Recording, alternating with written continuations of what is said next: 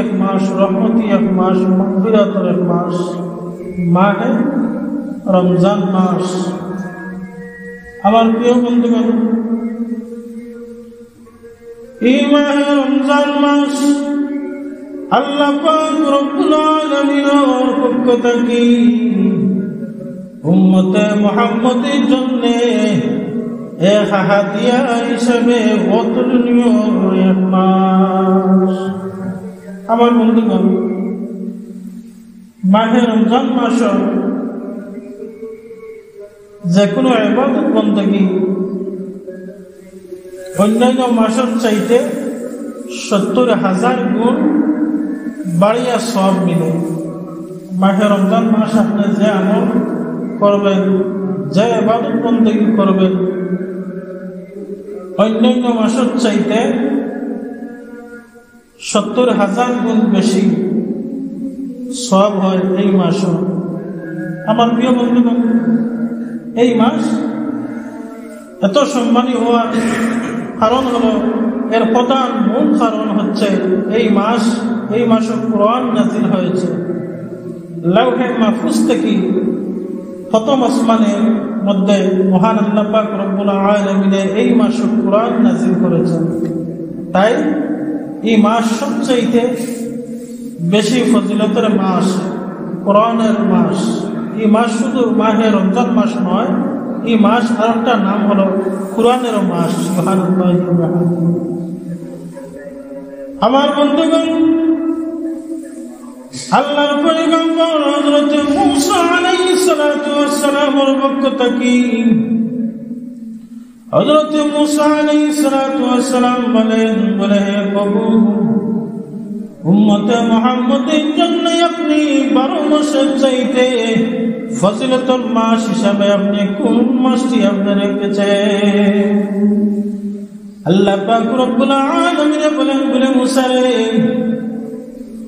আমি আমার উম্মতে মুহাম্মদের জন্য সব চাইতে বেশি ফজিলতের মাস আমি আল্লাহর পক্ষ থেকে আমার উম্মতে মুহাম্মদের জন্য হাদিয়া হিসেবে এই মাহে রমজান মাস আমি রেখে দিয়েছি। বলেন সুবহানাল্লাহ। তাই আমার বন্ধুগণ, আল্লাহ রাসূলের সাহাবী হযরত আব্দুল্লাহ ইবনে মাসউদ রাদিয়াল্লাহু তাআলা আনহু হইতে হাদিস বর্ণিত হয়েছে,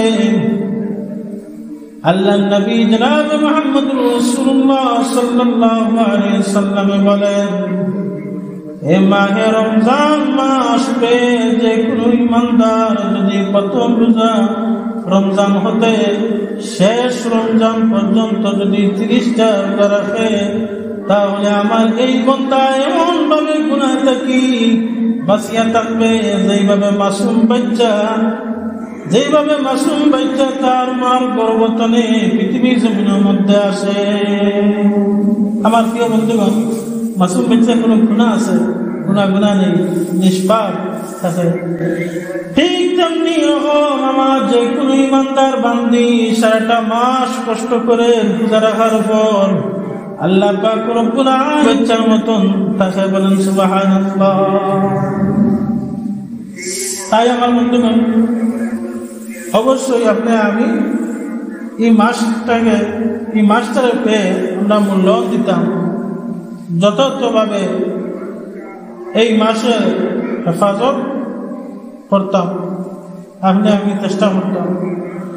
আমার বন্ধুগণ, এর লাগে আমি শুরুতে আয়াত তিলাওয়াত করেছিলাম। আল্লাহ পাক রব্বুল আলামিন বলেন, ইয়া আইয়ুহাল্লাযীনা আমানু কুতিবা আলাইকুমুস সিয়ামু কামা কুতিবা আলাল লাযীনা মিন ক্বাবলিকুম লাআল্লাকুম তাত্তাকুন।